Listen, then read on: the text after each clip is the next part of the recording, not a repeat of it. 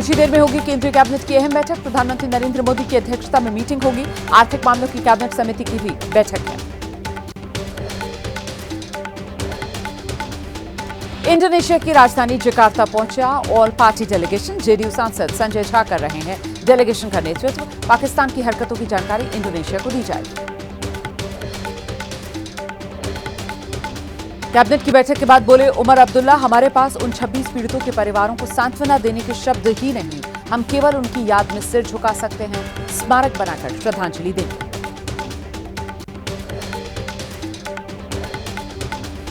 Colonel Sophia Qureshi पर मंत्री के विवादित बयान का मामला। एसआईटी ने सुप्रीम कोर्ट को सौंप दी है पहली स्टेटस रिपोर्ट।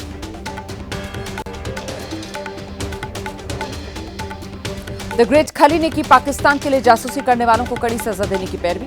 ऑपरेशन सिंदूर को लेकर कहा, आतंकी अब भारत पर हमला करने से पहले सोचेंगे, सेना आतंकवादियों को मुंहतोड़ जवाब देने में सक्षम।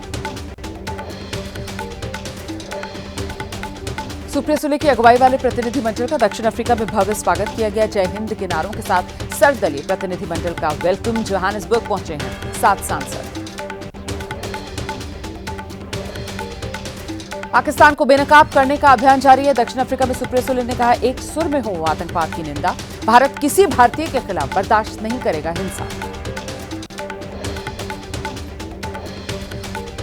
सुप्रिया सुले की अगुवाई वाले प्रतिनिधिमंडल का दक्षिण अफ्रीकी दौरा। आनंद शर्मा ने कहा, हर बड़े हमले में पाकिस्तान का हाथ। अनुराग ठाकुर बोले, छेड़े जाने पर भारत नहीं छोड़ेगा।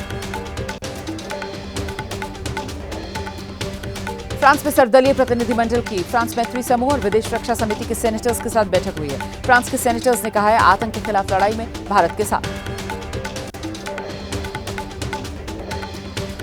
दुनिया भर में पाकिस्तान का चेहरा बेनकाब। फ्रांस के बाद इटली के रोम पहुंचा सर्वदलीय प्रतिनिधिमंडल। बीजेपी सांसद रविशंकर प्रसाद की अगुवाई में अहम लोगों से करेगा मुलाकात। सिंगापुर में सर्वदलीय प्रतिनिधिमंडल टीएमसी सांसद अभिषेक बनर्जी ने कहा है, देश की सुरक्षा पर सभी दल एक हैं। आतंकवादियों के जनाजे में पाकिस्तानी सेना के अधिकारी शामिल हुए, और क्या सबूत चाहिए। ओवैसी का पाकिस्तान पर प्रहार, कहा 26/11 के साजिशकर्ता साजिद मीर को बता दिया मृत, एफएटीएफ में बताया जिंदा। वहां लोग मरकर जिंदा हो जाते हैं, उसे एफएटीएफ ग्रे लिस्ट में शामिल किया जाए। कर्नाटक में कांग्रेस की जय हिंद सभा। सीएम सिद्धरामैया और डिप्टी सीएम डीके शिवकुमार जय हिंद सभा में शामिल हुए। डिप्टी सीएम ने कहा है, सभी लोगों को सेना का सम्मान करना चाहिए। भारत में कोरोना के मामले लगातार बढ़ रहे हैं। देश में कोविड के एक्टिव मामलों की संख्या बढ़कर 1047। घबराने की बजाय सावधानी बरतना जरूरी है।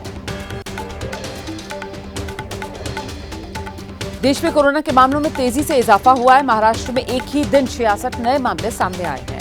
सिर्फ मुंबई शहर में ही कोविड के 31 केसेस हैं। एक्टिव मामले बढ़कर 325 पहुंच गए।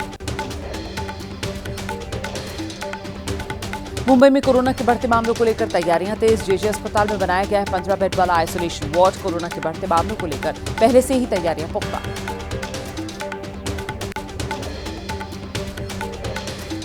कोरोना के बढ़ते मामलों पर दिल्ली की सीएम रेखा गुप्ता का बड़ा बयान, कहा दिल्ली सरकार की तरफ से तैयारियां पूरी हैं, सावधानी बरतें लोग। गाजियाबाद में भी लगातार बढ़ रहे हैं कोरोना के मामले। कोरोना मरीजों की संख्या 14 पर पहुंची। होम आइसोलेशन में 13 मरीज, 1 मरीज अस्पताल में भर्ती। 4 महीने का बच्चा भी कोरोना पॉजिटिव। कोरोना को लेकर लखनऊ के सीएमओ डॉक्टर एनबी सिंह ने कहा है, कोविड से बचाव के लिए हमारी तैयारियां पूरी हैं। अब तक लखनऊ में नहीं मिला है कोरोना का कोई भी केस। लोगों से सावधानी बरतने को कहा है।